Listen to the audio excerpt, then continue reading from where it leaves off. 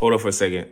What's up, YouTube family? I would like you guys to make sure you like and subscribe to our video. It would help us get into the algorithms so we could be seen and bring more engaging content to you guys. So, like I said, like and subscribe to our YouTube channel. Appreciate it.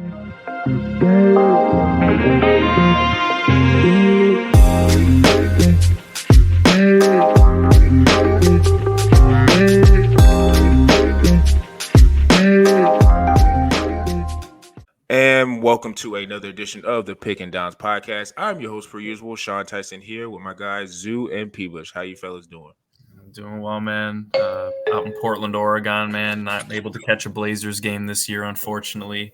But, man, I feel like I've been checking my phone all the past 2 days, just seeing all this NFL news flying by. We got quarterbacks moving, running backs just shuffling all across the league, trade demands, huge contracts. It's going to be an exciting year entering into the draft, man. This has just been a beautiful NFL offseason so far, and we're just getting started. Yeah, especially the names, too. A lot of big names, especially in the fantasy football area. When you got 10 running back switch teams, like legitimately 10 running backs that play football, all switching teams and seeing new situations, it's going to be real exciting. Like the NFL, they dominate the regular season, the playoffs, but I'm not going to lie, this offseason, they kind of dominated the offseason right now. Like this is pretty impressive what NFL's doing when they're not even playing in all the attention right now with all the moves right now. I want to say the biggest move hasn't happened yet. Hasn't happened. I'm patiently waiting. I'm patiently waiting to see where Mr. Fields goes. Speaking of the NFL calendar, they are getting to a point where the NBA, and I always say this from a vantage point of just a regular fan, not like people who are really into sports. They're getting to a point where we're only going to really care about the very beginning of the NBA season, that little week, the in-season tournament, and then the playoffs. Because the NBA has had some pretty decent storylines with players and injuries, but it's like no one really cares because to Zoo's point about the NBA or the NFL just coming through with updates. Like, I mean, I guess Schefter's their Woj. Like, all this stuff is going crazy. So, man, salute to Roger Goodell. This is why they're king. They are slowly but surely taking every part of the calendar. And NBA, they got to shape up and figure it out. So, speaking of the NFL and the free agency, it's been going crazy. Kind of want to ask the guys what was their biggest takeaway, whether it's a move from a team or a player or a position group. And P-Bush, I'm gonna start with you. Man, I got to go with the position that I think a lot of people, including myself, thought was doomed in free agency, man, and that was the running back position. I mean, you're talking about setting a precedence. My Bears, they set the precedence, man. Jesus. I thought they had a pretty good deal with DeAndre Swift. I don't know. That's a lot of money. Yeah, but I mean, Tony Pollard getting the same one, too, to go to Tennessee. We got Josh Jacobs getting a 4-year deal in the Packers. I thought the Bears were going to go for him. Cutting Aaron Jones. Who else someone else got cut as well. Well, I mean, obviously we know Derrick Henry. Mixon, and then he got traded. He got Mixon getting traded. Eckler signing with the Commanders. Kind of taking over. He's going to kind of transition into an Antonio Gibson type role and allow Brian Robinson Jr. to kind of be the 3-down guy. Saquon Barkley going to a rival. No more tush push Zoo, as you would like to mention yesterday, man. So this was just a position group that I didn't think was going to have this much movement. I mean, I thought there were definitely going to be, Derrick Henry getting a contract, Austin Eckler as well. But a lot of these trades, Joe Mixon getting moved on to a stud team down there in the AFC South, man, and the Texans. This is going to be fun to watch. But overall, I think this signals the future of running backs. I think teams aren't going to pay top dollar for these guys, and they're not going to give them super long contracts, but that 2 to 3 max 4-year deals for those older running backs. You got to lower the age for what you consider old in that position group, because it is the most decimated group in football. But yeah, man, I was just excited. I'm glad my Bears got a little bit involved. I thought they could have done a bit more, but I was just pleasantly surprised at all this movement. Fantasy drafting, to your point earlier, Zoo, is going to be very interesting with a lot of this move this year. So this running back group, man, we'll see how it shapes up heading into next season. Yeah, in my mind, I'm like, is this the CMC effect? Is that the CMC effect? They see the 49ers, a team that has always been really good, add a superstar running back, and pretty much he was their best offensive weapon, and be like, wow, having a true defining running back that give you a rusher and a pass catcher, and just an explosive tool that sets your offense apart. And maybe like, we'll pay for a Saquon for a couple of years, more on a shorter, as you mentioned, shorter term deal. So like I just mentioned this today, like a Derrick Henry guy. Yep. Pretty good money for a guy that's in running back terms very old, very, very old. The guy's 30. already 30 years old. Yeah, exactly. The Baltimore Ravens gave him pretty good guarantee. Like his first year, pretty good guaranteed money for a guy in his 30s. Yep. Like you didn't see guys like that, especially at that age, getting money like that. So I feel like this might be a little CMC effect, a little rebirth of the running back position, even though the contracts aren't too long. But for me, man, the biggest move that I saw was Kirk Cousins, man. When I saw Kirk Cousins, like there were little rumors already, like Atlanta Falcons, Kirk Cousins, like family, like looking at houses down there. So there were a lot of rumors out there. Exactly. They're like, oh, those rumors were dead on because Kirk Cousins, like this is that's crazy to say, the premier name. Like everybody wanted Kirk Cousins. Yeah. Like the constellation. You got the Steelers getting their guy and Russell Wilson. Like those are the big moves this year in the offseason. But Kirk Cousins, a guy off a torn Achilles, and he got a bag, man. $100 million guaranteed, $170+ million if he hits all his freaking his contract details, man. If he doesn't get waived, like this dude, his agent, the way he's played himself from being a guy in the playoffs, this guy's won one playoff game. He's won one playoff game, and this guy is going to probably hit career winnings of probably over $300 million. That is incredible what this guy has done from a guy who's a backup quarterback to a guy. I always said he's a nice little average, nice quarterback. He's a little top 12 to 15 type quarterback, but the money he's making ain't top 12 to 15, man. This guy's making some incredible money. And Kirk Cousins, and I don't know, Atlanta people are hyped. A revitalization that offense with a new head coach, new offensive coordinator, maybe a resurgence in Bijan Robinson, Drake London, Kyle Pitts. I know as a fantasy football Darnell Mooney. Darnell Mooney. Oh, they got Darnell Mooney? Is that dude? Yeah, they did. Oh, wow. Darnell Mooney. Yeah, they are lock and loading it for Raheem. This Raheem Morris guy, like, they're like, yo, I need a quarterback. Like, we heard in the offseason before he's like, you look at the guys, he's like, what are we missing? What were we missing? He's trying to say, yeah, our quarterback play, as everyone has seen with anyone with IC, Desmond Ridder wasn't the dude. That guy was one of the worst players I've seen in my entire life. And he held back elite skilled position guys. Because I think Drake London, this guy's an alpha. This is a guy that might have a career season, might get 1,200, 1,300 yards and double-digit touchdowns based on his talent. I call him baby Mike Evans. Like, this guy might be fully unleashed with a guy in Kirk Cousins who produced some fantasy studs, a.k.a. Justin Jefferson and Stephon Diggs. Like, this guy force feeds his dudes, and he also used the tight end position too. Like Jordan Addison going early.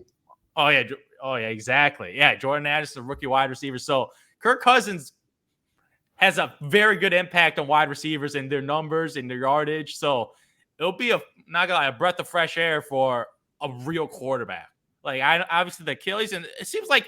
No, like I'm the only guy that's worried about the Achilles because no one cares. Like I feel like Achilles, whatever. Kirk doesn't move. He's a statue quarterback. He relies on his arm, which is true. But I'm like an Achilles, man. This ain't like ACL. Like ACL, I feel like people get their ACL torn and they just come back stronger now. Like ACL injury has definitely gone like ain't the death nail on a career compared to. I feel like an Achilles injury is still. That's like okay, that can still like. Impact a guy's future, but I guess no one really cares now. Like maybe medicine's that good, and Kirk Cousins is just a fast recoverer, and so no one seems to care. But we'll give him $100 million guaranteed. We'll give this guy the key to the franchise with our young team who's ready to win now. Like they want results immediately. Like if they don't make the playoffs, that's a disappointment. They need to win. They'll win that division. Yeah, exactly. They got to win the division. Like now that they got a guy in Baker Mayfield who also got the bag. So shout out to Baker Mayfield. He got $100 million. So shout out to Baker Mayfield from being a backup to getting $100 million. Shout out to him. So they'll be duking out in a relatively weak division. But if I'm giving a guy $100 million, I want to make the playoffs, and I want to see those weapons, and I want to see that. And this is a Sean McVay coaching tree down there too.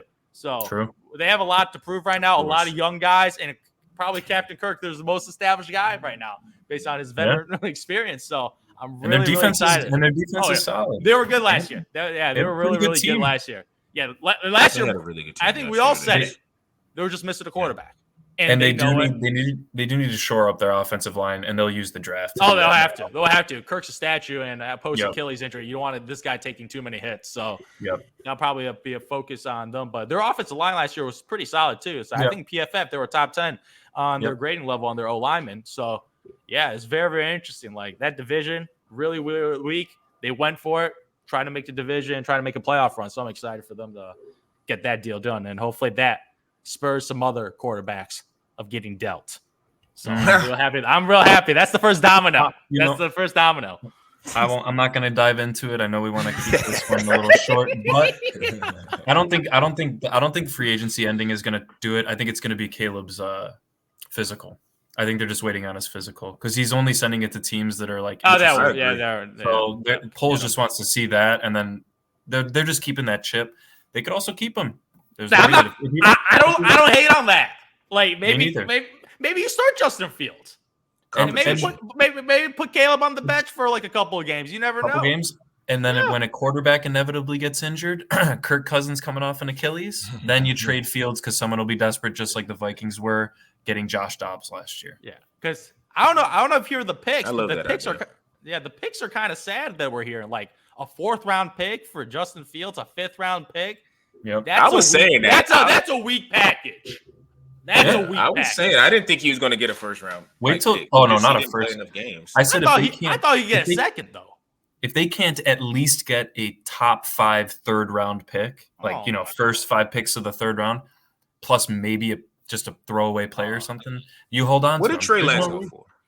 4th rounder, and he's way better than better than that. Yeah, he's way better. He has to get better than that. Yep. If you're saying 5th round, I'm hanging up the phone and I'm keeping him. And to me, that's the best of both worlds because we all know and kind of assume Caleb's going to be number 1. But if those guys go into camp and Justin comes out victorious, that means the Bears are probably going to the playoffs because that means Justin is turned up because Caleb Williams is not going to make it easy on them. No. But I want you guys to hear me out on this because a lot of the media was going insane. They were going crazy with Saquon. Like, Saquon's going to the Eagles. And I get it. Like, that is, on the surface, it looks kind of crazy. But I think the Giants actually had a pretty good day. Like, not day, but days with free agency. Brian Burns was rumored to be going around L.A. for 2 first-round picks. And at the time, Carolina was just like, whatever, we're going to keep him because, most people thought they were going to re-sign him. But they didn't because I could just say the Carolina Panthers are a dumpster fire. They're just they're not they're a dumpster fire that's so bad that I don't even know. Like most people just get a fire extinguisher. But no, you got to get like the National Guard, whatever you can get, like reinforcements to put this fire out because they're just doing stuff that doesn't. I mean, shout out to Deontay Johnson, that was a pretty good move, but it just looks crazy with Carolina. Yeah. So for me, looking at the Giants only gave up a 2nd and a 5th, and I think the 5th is next year. The 2nd round pick that they gave up, I guess it was theirs, but they have Seattle's 2nd round pick. So I was looking at it and I was just like, Brian Burns to me is one of the more underrated pass rushers. I think because he was in Carolina, people didn't really talk about him a lot. But I think now him being in New York with the franchise, respect to the Jets, but they are the franchise in New York. People are gonna really see his stardom. You got Kayvon Thibodeau on the other side, who's a budding star. Dexter Lawrence, for my money, is probably one of the best D tackles in the NFL. So that line is solid. You got a really solid defensive line. Back to the Eli days. Yeah, like you got the lines of scrimmage are starting to look better. Now they got one guy I think on left or right tackle who's kind of good, but they need to show up their tackles. But I was thinking to myself, like, they're at 6, I think 5 or 6. I'm interested to see what they do because if a lot of people were kind of mocking them with like, let's get a pass rusher just because it's, something that they need, obviously the Kayvon Thibodeau, because you can never have enough. Because in that division, going against Hurts, potentially Jaden Daniels, Dak Prescott is not the fleetest of foot, but he can run around. You got to have guys that can get to the quarterback. So they shored that up with Brian Burns, only giving up the compensation they did. So I'm thinking to myself, like, well, maybe if the rumors are true, they're really just trying to keep Daniel Jones. And they got Drew Lock. He's a backup, whatever. And he got a 1-year deal. So I'm pretty sure he's just going to be there to be, as Zoo would say, what Nathaniel Hackett, like a drinking, but that's somebody who Daniel Jones gets along with. I do think that they have a couple ways they can go. Like, you could just stay in that spot, draft a tackle, maybe get another receiver and be like, okay, we're fine there. But I think they could trade back with, say, a team like Denver, who's trying to get up in that top 5 because they need a quarterback. They could maybe get like that pick swap and maybe get like an early second round pick. And then you're looking at a situation where just, Brian Thomas is starting to become the consensus 4th receiver. I think Denver is in the 12, 14 range, whatever. You could pick him up. And then if you get another second round pick, I know everybody was, dying about Saquon. But to me, his situation is very similar to DeAndre Swift. When DeAndre was in Detroit that year before, he was kind of like, all right, like I had him on fantasy. He didn't show up as much as I wanted him to. But then he had a rebirth in Philadelphia. And I feel like Saquon could have the same thing. Now, it's kind of hard to bet on a lot of these running backs because sometimes it's easy to get off them early. And when they go to their next destination, it normally doesn't work out. Like Dalvin Cook was a kind of a prime example that everybody went crazy when he went to the Jets. And it was just like, no, he's washed. It's just over. It's just over with. And running back more than any other position is very stark. Like, it's not like you see it coming. It's like, no, it's like, boom, it's here. Like, they're not good anymore. So I think Saquon, not saying he's in that realm, but like he could go to Philadelphia, rehab project, get his value back up, and maybe be beneficial for them. Maybe he just needs to change of scenery. So I think with the Giants, you could maybe do that. Get a Brian Thomas Jr. Like I said, if you get an early second round pick, my favorite back in the draft right now is Trey Benson from Florida State. Yep. I'm biased because I watched a lot of Florida State, but I mean, he's 6 foot, 216 pounds, ran a 4.39. Like I like the skill set. I just like it a lot. Very powerful back. Started 2 years and he's never fumbled, at least at Florida State, the 2 years he was there. So, I think he would be a nice back for the type of team that the Giants are trying to do. But in my opinion, I think they should trade back maybe into like the later teens or in the later rounds of the first round and just pick up Michael Penix because you're delaying the inevitable. Like, I don't think as much as talent you can put around Daniel Jones, I don't think it's going to get to a point where you got so much talent where he's going to lift you in that division to a playoff spot. I just don't see it. So to me, I would rather just trade back with Michael Penix to get Michael Penix. Like, see, you might, with quarterbacks is weird because even though there's a lot of them that's kind of like predicting the first round, they start going fast. So you might just have to, if you trade with Denver, just stay there and maybe just draft Michael Penix because, I mean, there's a lot of people that's probably going to try to trade up and get him because they always say they go later and they end up going earlier because they're quarterback. But I would go get Michael Penix. Like I said, you can get a Trey Benson at running back to replace him because you can replace running back pretty easy in this league. I mean, look at the Chiefs. And they signed Singletary. They signed Devin Singletary. He's a nice option. He's a nice year last year. Option with or he was with the Texans last year, so that was a pretty good option. But I think the Giants, how they're moving and maneuvering, if I was a GM, that's what I would do. Now they're probably going to stay at 6 and draft a receiver and try to give Daniel Jones all the help he can get. But I would trade back, and I like that they were able to not have to focus on pass rushers at that position. Get it for a second and a fifth. They already have a second, so they know maybe they want to trade back into the first round with their second and whatever draft capital they have. I like how they're maneuvering. I would say this move is pending, but if they actually took my advice and traded back and got Michael Penix, I'm very excited to where they're going. He's the most NFL ready. I think he's the most NFL ready quarterback. Yeah, and two, he's got the arm strength. He's slender, a lot of these guys, and he's not mobile, and he's had the injury history. But it's if you're taking a chance, I'd rather take a chance because you're not. I don't think they're going to be able to get up. Yeah, they're not going to be. Yeah, buyer's remorse, man. Buyer's remorse with that contract. Mm-hmm. That is from what I've been reading and watching. A lot of that contract is because of his relationship with the Mannings and the owner. Yep, which dictated that contract. I don't think it had anything to do with his play. Which is he was Eli's drinking. Yeah, buddy. They made the playoffs and let's reward him, but man, franchise him a year, man. He ain't proven. Yeah, that's what I don't get. I don't get why they didn't do that. I don't get it. They could have easily franchised him. That's what the franchise tag was for. Mm-hmm. And this is why the Giants have been who they are.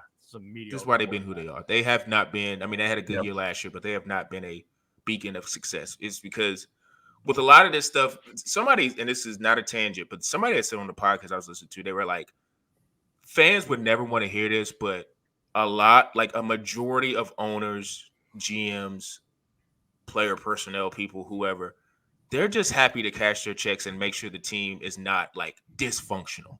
Yep. fans don't want to hear that, but it's like when you see stuff like with Daniel Jones and other situations around the league, it's not a lot of people who are gun ho and win. Like every fan thinks their team is going to win, is trying to win the Super Bowl. When in reality, it's only a few franchises that are actually trying to do it. And then, unfortunately, it's the teams that have the best quarterback. So if you got a quarterback that's getting to the playoffs, then maybe those teams are doing it. But like everybody else is just trying to, they're cashing their check in there. They're running a business. Staying like they're running. Yeah, they're doing a job. They're doing a job. Everybody says it's a dream job, but some of these guys are just talented at their job, and they may not be in love with football and winning. Like who cares? Maybe the players are, but I don't know. So the Giants, like I said, a lot of people were beating them up. I get it. Saquon going to a rival, but I mean, it's just that's the business. And like you said, the Giants weren't trying to pay Saquon, so I get it. It. But yeah, no contract offer. That's a rumor. No, I just didn't give him an offer. I just think all this is, it stings because it's the Eagles, and I get it if you're a Giants fan, but it's just like his running back. It's not like if they had a star QB and then he signed with the Eagles or something. Like now that would be like, what are we doing here? But that's running back, so they'll be fine. They can always draft one. But speaking of impact players and guys who looking for a contract, T. Higgins, which we all kind of assumed was going to be a decision for the Bengals, and respect to T. Higgins, but Jamar is the guy there, at least in their eyes. And Joe Burrow is a quarterback, and that LSU connection, and just his connection with Jamar is pretty special. So I think we all kind of assumed that was going to be where the money goes to when Jamar's contract is up. So now T. Higgins is requesting a trade, and there's some teams that are out there looking for receiver ones or receiver 1A, whatever you want to call it, 1B, whatever. They're looking for a elite receiver.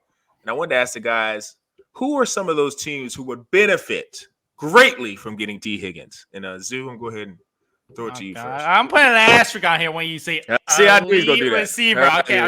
Okay. He's a nice, big-looking receiver, man. But if we look at the receiver pool in the NFL, I guess there's a lot of great receivers then. I'm a little picky when I say you're a great receiver. I'm going to say that's like a top 15. That's in my category is great, and he's nowhere near there. He's nowhere near there. There's so many great receivers coming in and out of, especially in the draft right now, especially recently with the young prospects coming out. And this year, they're saying this year in the top 10, we might have another 3 potential stud wide receiver ones. So I would say the receiver depth just keeps coming deeper and deeper.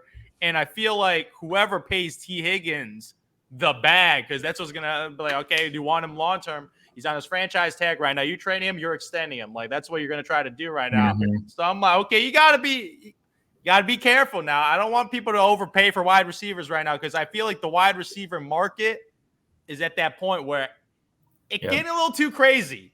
Maybe the wide receiver bubble market. Like you never know. Like when you got too many good something, okay, maybe get another wide receiver too. Like maybe get a Gabe Davis and get him for cheap. Like that's what the Jags. They're like, I'm not the biggest Gabe Davis fan, but like as a wide receiver too, like, that's all right. That's all right. Or wide receiver 3. Like I don't know how he's gonna finish, but for me personally, I like get T. Higgins, man. Like T. Higgins wants to be the alpha number 1 receiver, huh? Like I don't know, Pat. Like I know you love him. Yeah, I know you're probably like, the Bears or something. I don't know if that's what you're going through. You're like, I want T. Higgins and DJ Moore. DJ Moore's our alpha. Okay, I agree with that. DJ Moore had a hellacious season last year. So I think DJ Moore is technically better. I think he's a better wide receiver. He's better than T. Higgins. They play very different. They're very different. Yeah. One's like a bigger guy, one's a smaller guy. So it's like one's a running back that's like a really good receiver. Yeah, exactly. Yeah. Like I'm looking at the teams that need a receiver. Like I'm gonna knock one out. I'm like, I love Kansas City. I love putting money on them. They ain't getting T. Higgins, man. Patrick restructured his. That's what I'm like. What are they cooking up? But I feel like in my head, trying to cook some money for Snead.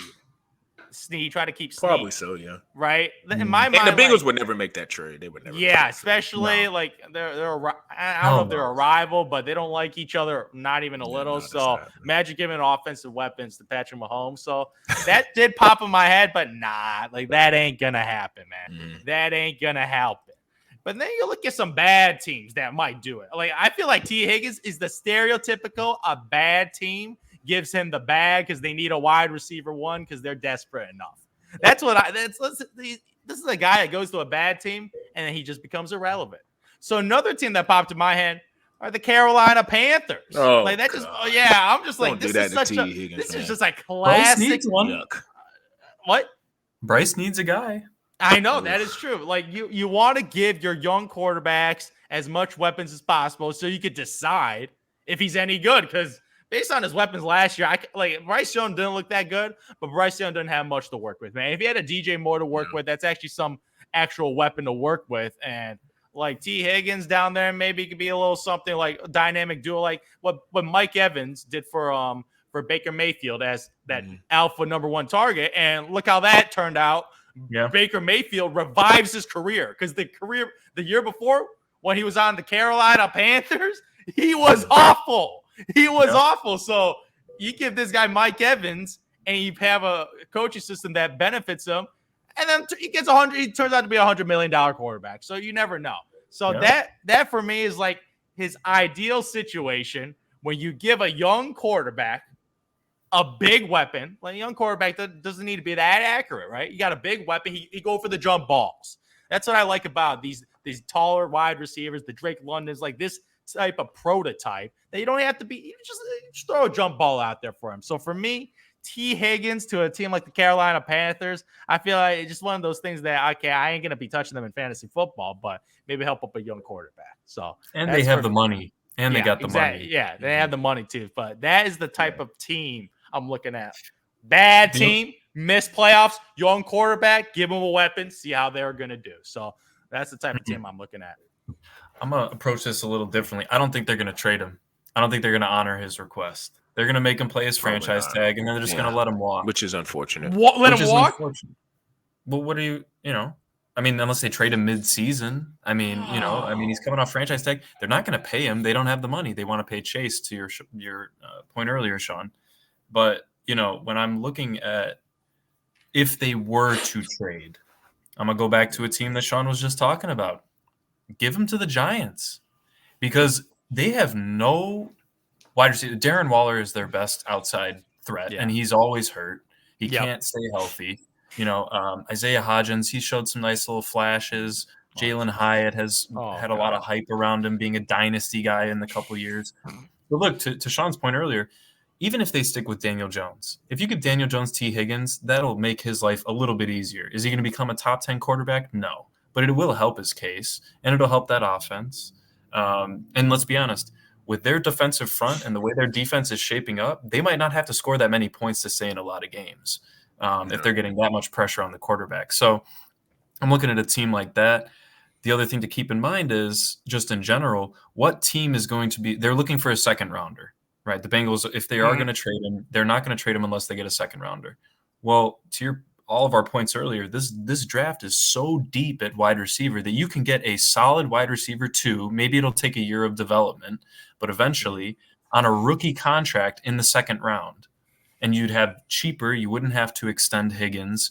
You'd have a younger guy, right, to pair up with a quarterback potentially coming in at the same time. If the Giants were to take a quarterback, maybe trade up for Jaden Daniels, or they stick with Daniel Jones.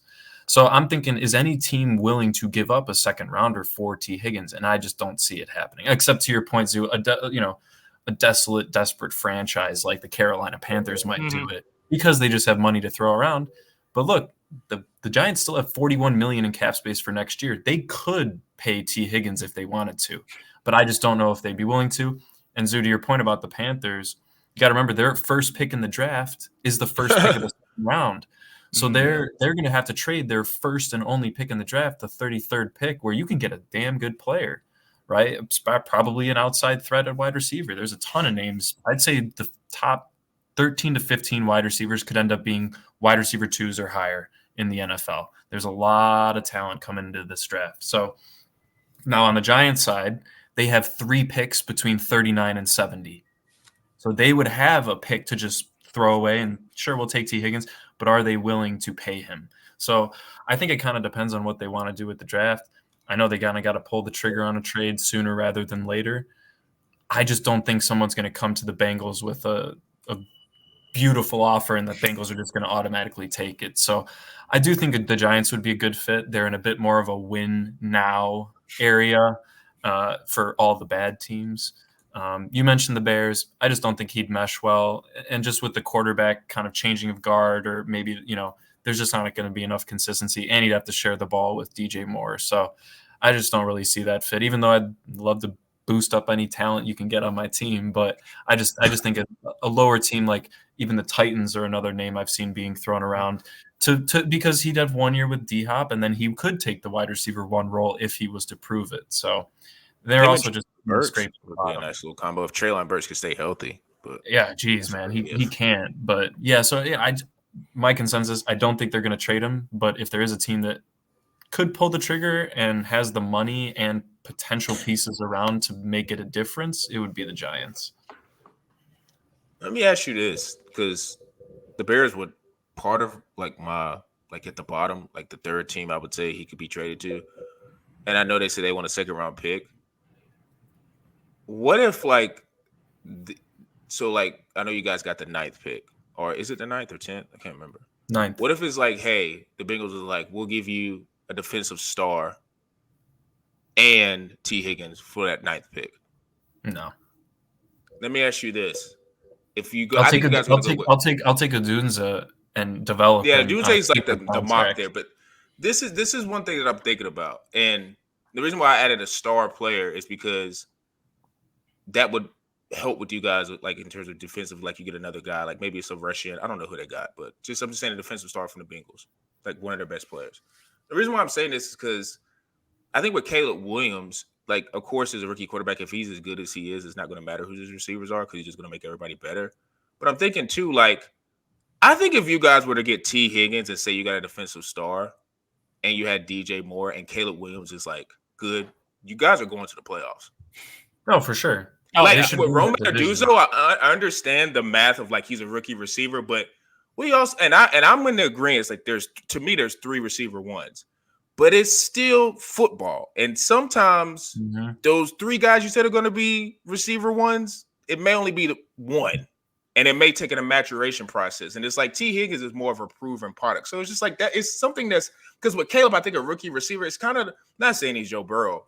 But like Joe Burrow came in with T. Higgins already being established. It was there. Jamar Chase just took it off the top. And I don't think any of these guys are Jamar Chase, even Marvin Harrison. I think Jamar came in and just – He's did some different type of stuff. Wow. But I think it's like having 2 guys who have played in this league and are really, really effing good. And like you said, you're probably going to take Caleb. Just having those 2, I know T kind of has hinted about being a receiver 1, whatever. But I think, whatever. He could be co-receiver 1s or receiver 2 and DJ's receiver 1. Like, I think it's something interesting to think about. Because then it's like, I would not do it if it's T. Higgins and just the first round pick, no. But like if Cincinnati came, was like, look, we'll give you T. Higgins, and because you guys I saw you guys like what, 60-something million in cap space, like you guys could make a deal work, and then you got another guy like on a defensive end, like I don't know where the Bengals are in the draft, but I would say I would pick swap with them and give me Higgins, and I'll give him some like a 4th rounder. The Bengals are like 18 or 19. So yeah, so I'd swap the 9 back to 19, give him a 4th rounder, and then give me T. Higgins as well. So then you'd have the first pick and then like the 20th pick, 19th, 20th pick in the draft. You could still take an edge rusher or something. Because then you could get greedy, and if Brian Thomas is still there, you could draft him too, and then you'd have 3 freaking monster 6'4". You have 2 6'4" guys that are running 4 4s and 4 3s, and they have DJ Moore running around the slot bulldozing. But besides that. One of the teams I thought about with T. Higgins, because to me, I think he's a really, really good receiver. I think, running with Joe Burrow and Jamar Chase helps because not as much attention is on you. But I don't think Carolina scares me a little bit because they don't have – they just got Deontay Johnson, who's a really good receiver, so maybe that'll help. But it is kind of scary having T. Higgins in like the alpha where it's like him and nobody else, because I know he was in that role a little bit before Jamar and Joe Burrow got there, but it wasn't like I wouldn't say he was tearing up the league. I think he was good. But yeah, he was barely hitting 1,000 yards. He barely hit 1,000 yards. So I would rather him be with another guy who's really good. So one of the first things that came into my mind before I thought about the Bears was why don't they go to the Colts? Like Michael Pittman, established number one guy. Anthony Richardson had moments with Michael Pittman. He got injured, whatever. With the jury's still out, but he had a couple months where it's like, oh, he's got a little potential. You put him in that offense. If Jonathan Taylor comes back with just like vengeance and stays healthy, then that could go down as one of the more explosive offenses in the league. Because now you got two guys, 6'2", 6'3", 6'4". Josh Dobbs, who'd you say? Josh Downs. Oh, I think you said he was Downs. A good rookie last year. But yeah, Josh Downs, another slot guy. You're just gonna have on that fast track of just guys who can get vertical down the field. Jonathan Taylor, he's okay as a receiving back. It's not a skill set, his major skill set. He's a downhill runner, but you're just gonna have so many options and the threat of Anthony Richardson using his legs, like that's gonna bring safeties up. I think those two vertical threats could be something lethal. And two, you're playing, like I said, inside of a dome, fast track. You're playing in the AFC South. You're going to need some firepower going up against C.J. Stroud. Trevor Lawrence, like we said last week, is going to be looking for a situation where he's able to stand on the table. Any situation he can get where he's able to stand on the table and say, I'm the dude. He's got to be Mac Jones in camp first. Boys, let's be honest. That's disgusting. Talk about a like what the hell kind of trade is that? That to me, if I'm Trevor, I'm so offended that they did that. Like six, like if they would have got a 4th round pick for him, I'm like, okay, whatever, I get it. You got a 6th round pick? Like, what is? That's so weird. That's so weird. And it gives P. Bush a little bit more credence about his take last week. They just you can't argue. Yeah, they can't. You can't be all in with Trevor if you get Mac. Like that's just like a 6th round pick. Yeah. Like what? Just no. Keep it and draft somebody else, like a special teamer. Why are you taking Mac Jones? So I guess they're not as sold on Trevor, but whatever. That's beside the point. I think those two guys would be very, very good for Anthony Richardson and his development because, like I've always said, and everybody knows this, you got to have receivers, you got to have dudes as a young quarterback. It's helped with Joe Burrow. It's helped with many other types of quarterbacks. I mean, C.J. Stroud's a little bit of an outlier because Tank Dell went crazy and Nico kind of had a resurgence. But, for the most part, you need dudes. So, I think if I had to place my money on where I think he should go, it should be in Indianapolis because they're going to pay him. He's going to have a quarterback to throw him the ball in. I think. I don't know. They just paid Pittman big money too. Noise. Like Pittman got some good money. He got $70 million. That's really good money. Yeah. Well, but yeah, because I don't want him in a situation where he's a true alpha. Like that's why, even though Deontay Johnson is a dude himself, I don't want him where he's like just the number one guy and you got a couple bums this receiver 2 or 3. I just don't want him in a situation like that because I don't think he'll flourish. So what you're saying, Sean, is that he's not elite. He ain't an alpha. That's what I'm hearing, right? No. I think. Listen, T. Higgins has. That's the thing. I think he has the skill set to be an alpha. It's hard to be an alpha with Jamar Chase because he is the alpha. Yeah. But like Michael Pittman. If you're asking me, would it shock me if he went into that offense and he became the better receiver than Michael Pittman? I would not be shocked by that. No, I'll be shocked. I'll be shocked. I think Michael Pittman is awesome. Like, where's Michael Pittman in your receiver? Like, is he? I guess he's what, 10 to 15?